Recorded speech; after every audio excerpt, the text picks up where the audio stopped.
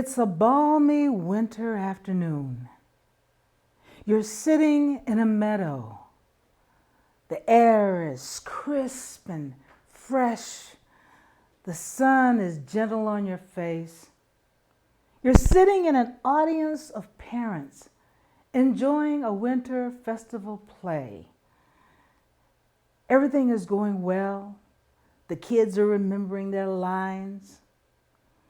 And you happen to notice that there's a metal beam that is slowly dropping right over your child's head. You rise up. You're making your way to the stage. You realize it's not going to be in time enough to warn the director to stop the play so that this could be fixed. And in your mind, you shout to your son, in your mind, "Step back!"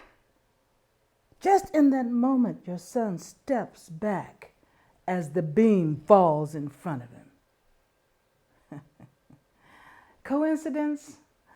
I think not. Hello, I'm Rowena Starling, welcoming you to the Save Your Breath show, where we help parents eliminate the stress and aggravation of parenting, whether your child is 5 or 50. Today's show is about the ESP, nonverbal communication aspect of who we are, the telepathy and intuition, and some hypnosis, though hypnosis isn't really a communication thing. It's not truly part of that 93% of communication, but the telepathy and the intuition definitely are. I threw the hypnosis in there for some reason. I don't know. I didn't want to leave out that aspect of mind. Well,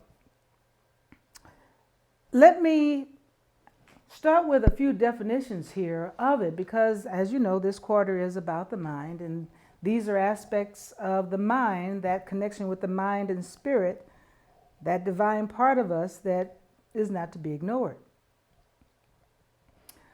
Telepathy.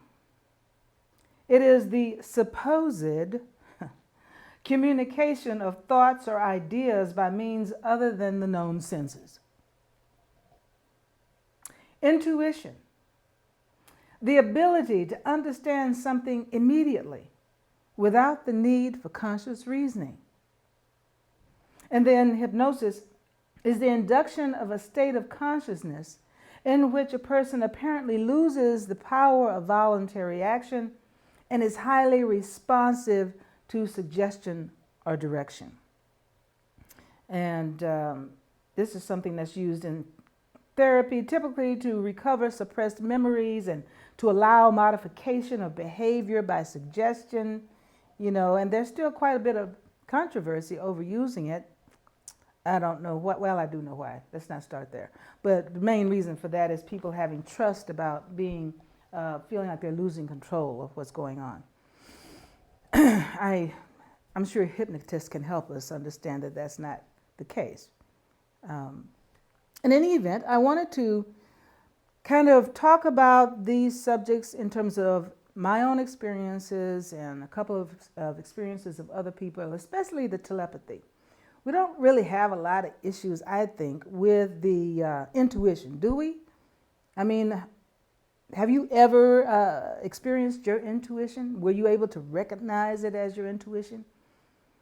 Did something communicate to you that saved you from some sort of accident or someone else from some disaster because you were able to then go in and help them or nip some problem in the bud? That's the intuition. But the telepathy, I just wanted to dig into that a little bit more because there isn't a lot of recognition of our ability to use this, though we're kind of using it all the time. Like in that example I said earlier about the beam stepping back, the child getting that communication where you say step back, and for some reason that is what they do, right? So those are the kinds of things that I'm talking about. That's the telepathy, that nonverbal communication. So my first example of my experience with telepathy is when I was carrying my son in the womb. I made a point of having conversations with him while he was there because I had my son late in life. And basically because I was the oldest child, I had to take care of my younger siblings. And, I was like, okay, I've had enough of that. So I was in no hurry to then run off and start having a family of my own. And then as I started to observe other parents with their kids, I said, oh no, I can definitely wait on that. So in the meantime, I was gathering a whole bunch of information about, how we work spiritually and physically. So once I became pregnant, I made a point of exercising my understanding of what we had. And of course, I said the things to him that many mothers and fathers say to the child in the womb, how much you love them and all those warm, fuzzy things. But I also made a point of addressing his nature and how he would feel about things and what kind of temperament would be a good idea and how he and I would get along very well once he's here. I massaged those kinds of thoughts, how we are one, and I can't remember exactly the terminology I used when I was doing this communication because it was through thought and feeling. But the idea was for him to then, once he's here, for us to be able to get along well and easily. And sure enough, once he was born, he was an easygoing guy. We got along well. Of course, he had his little kid things, but it wasn't like he was a big old hairy mess to deal with. I like to think that I had something to do with all of that. Our communication back and forth was always very responsive, and we were able to massage issues without it being a big old hairy deal, though I did have my moments, and he had his. But in general, especially when he was younger, say younger than 10, I could see the difference between him and many other kids. Now, the other instance of telepathy for me that really stands out in my mind was what I had with his father. Now, I'm not sure that my son was born at the time, but what happened was his father was on a construction site, and I was doing my job selling real estate. So we were, at work, like 3 counties apart. And as I was coming away from a client meeting and walking from their home on a landing, about to descend the stairs, I had this feeling come over me. It was not a good feeling. It was very uncomfortable. It hurt. And for some reason, I knew whatever this feeling was had to do with my husband at that time. Now, in those days, we didn't have cell phones, so I couldn't exactly ring him up and find out exactly what had happened. But sure enough, when I had gotten home that evening, I found out that he'd fallen 3 stories off of a scaffold. This was about 2:30 in the afternoon, 2:35. I almost remember the exact time. He told me when he fell, it matched totally with when I was feeling that horribly uncomfortable feeling. Very strange. Never had felt it before. So that is another example of telepathy, how we're connected and we're able to have these communications, involuntary and voluntary. And of course, I'm pretty sure you've heard of the relationship that twins have with telepathy. Have you? I happen to know some twins. I know 2 or 3 sets of twins, and they have this thing that they're able to communicate with each other non-verbally all the time. Because they spent that close time together in the womb, I'm sure that helped for 9 months, or whatever many months it was that they were together there. But the thing about this is I want us to begin to appreciate that aspect of who we are. Many parents And I say all that to say this. Many parents think that if they do harder, if they go at things harder, that would somehow get them what they want. And I'm sure it gets them, something gets them what they want, but I don't think the hard part is what's getting them what they want. You know, like work harder and press harder on the offspring to do and yield what it is you want to have happening, you know, to get what you want. But it's really easier than that.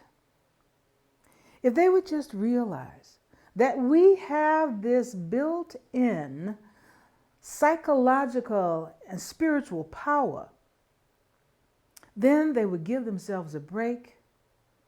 They would reduce their stress levels because they would begin to employ more of who they truly are, and open up to the growth and the discovery of a far more interesting and fulfilled life, fulfilled family life. Here's another example. A quote by Elizabeth Lloyd Mayer, may she rest in peace.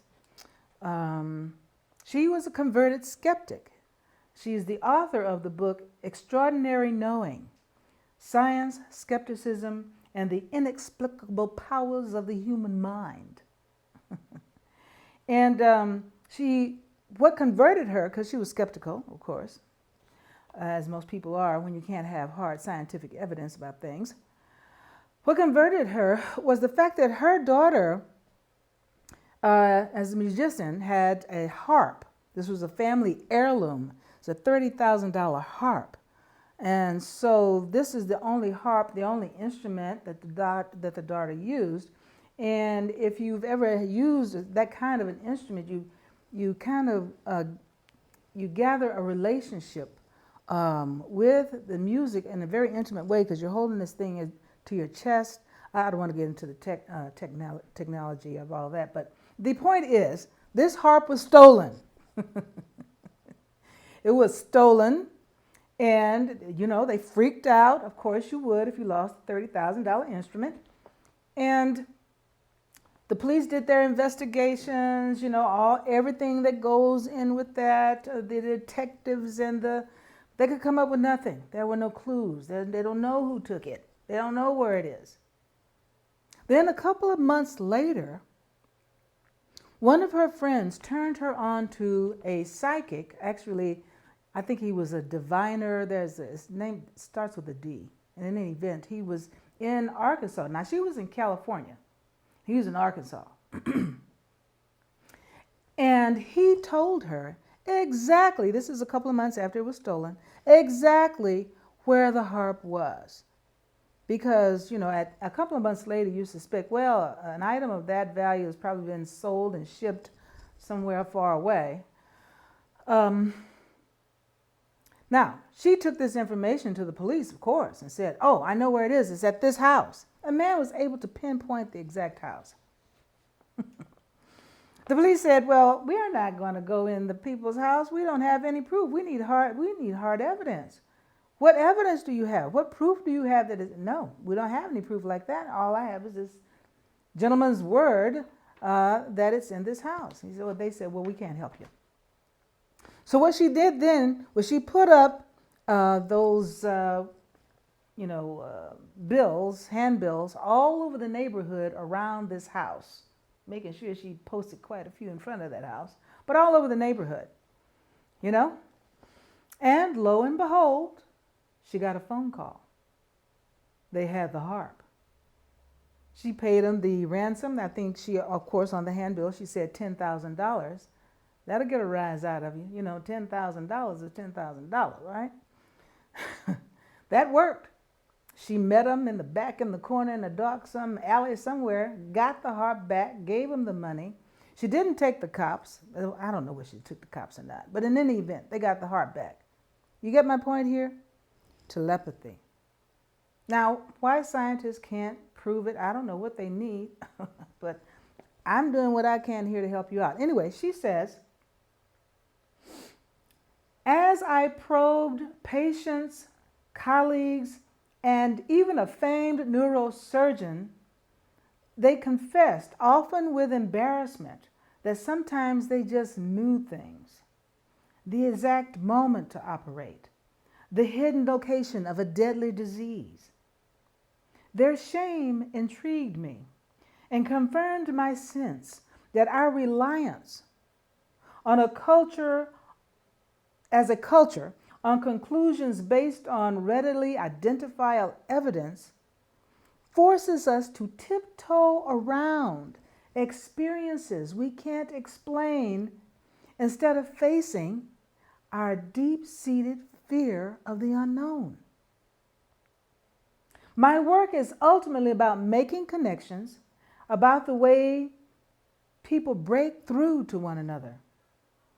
What if the perceptions we now label as extrasensory could be reliably trained to deepen people's ordinary knowing of each other, extending our capacities for empathy and compassion? Yeah? I love that. So that is what I'm after. I am after us embracing all of who we are. As for stats, well, I'll get to those in a minute. One more experience I wanted to share on the outside here.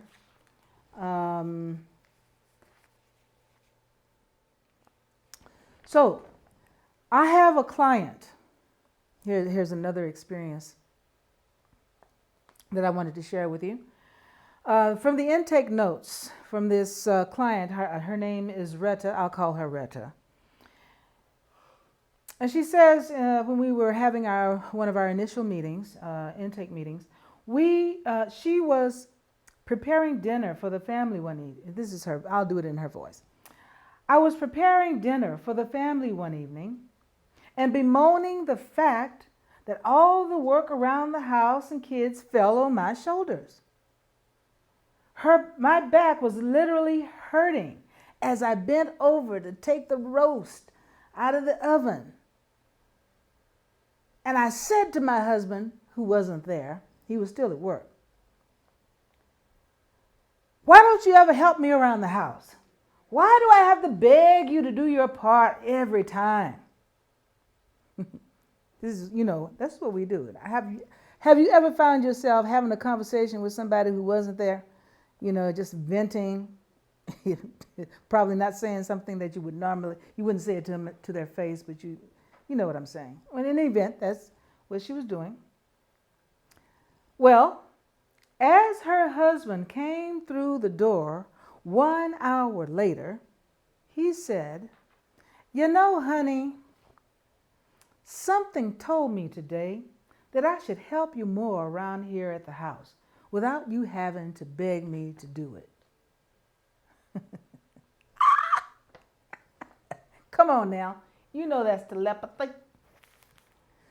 So, and he stood next to what he came home with this resolve that he, had and conviction, because they started to meet with me shortly thereafter.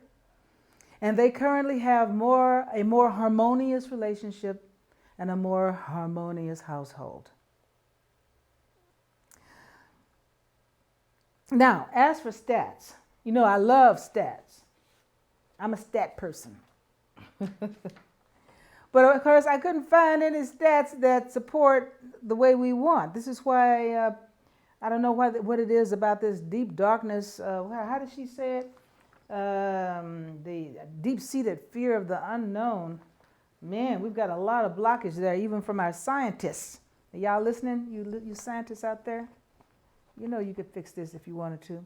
In any event, this is the closest I could get to a note from their testing that was addressing the fact that sometimes it did work, many times it did work, but then they found a lot of ways to discredit it. But as far as telepathy is concerned, telepathy was investigated, and certain personality traits and characteristics played an important role in the claimed ESP performances. This is after the testing. According to parapsychologists, 3 factors are thought to be positively correlated with the increased scores in experiments. The characteristics of the subjects thought to increase the chance of obtaining a successful hit rate in an ESP experiment include positive belief in ESP in the first place, prior ESP experiences, and get this, practicing a mental discipline such as meditation, creativity, artistic ability, emotional closeness with the sender. And if you'll think back on those examples that I put forth early, the emotional closeness to the sender is there, and whether or not you become a believer if you didn't have it before. So, in any event, that's the best that we could get on telepathy. Then there is significant, evidence all over the place that hypnosis works. We know that hypnosis works, though it's not really a communication thing per se. That 93% that I'm talking about, and we find that it works great for weight loss, non-smoking, drug addiction, pain reduction, and now even child discipline issues. I can hear you all now scrambling to the phone to call up your nearest hypnotist. In any event, evidence all over the place. 90% success rate here, 86% success rate there, 77%, hypnosis is happening. Then there are lots of examples of intuition at work, and you have your own. I'm pretty sure you have your own, don't you? If you tend to ignore your intuition, you may have noticed that it didn't work out very well when you did, right? Why? Because the intuition is that communication from our divine selves to our conscious minds to have something happen or not happen. And usually we're pretty automatic with how we handle it. We don't even question it. We just go for it. We're suddenly alarmed and we run into the other room and we stop some sort of accident, that kind of thing. Intuition. All right, well, science is seriously flawed in this. That can't be helped right now, but they're working on it. I put all of this on par with seeing gravity, right? Can you see gravity? I mean, really, can you see it? Do you want to see it? Gravity is one of those things that you don't have to believe in it. You can say you don't believe in gravity all you want, but hey, you're at the effect of it whether you believe in it or not. And this is the same that's happening with our powers of telepathy and intuition. Yeah, I put it on par with things like the discovery of the Higgs boson subatomic particle, also known as the God particle. You should look that up. It's the same idea. We eventually have these endless experiments based on certain assumptions, and then eventually they're proven true. My point is, let's not wait until someone else, like a scientist, tells us that something is true before we engage our God-given powers to have things go the way we want them to go. Easier, with joy, without struggle and effort. Are you okay with letting science catch up? It's okay. Let's go forward with what we know, with what is. I've created a family system that addresses many different issues. And these particular items are not the focus of the family system, but they're certainly not ignored. We incorporate as much of the whole person, the whole family body as possible. Whether you need help, do you need help with understanding that parenting is a calling? Do you need help with discipline issues? Do you need help with respect issues? Do you have issues with understanding the energy of money so that it flows more through to you and your family? Do you have things that you want to handle with that? If you want help and you want me to help you, please do connect with me at the link saveyourBreath101.com/parenting-assessment. Do the assessment there, hit submit, and it entitles you to a complimentary parenting breakthrough session, a $250 value for free.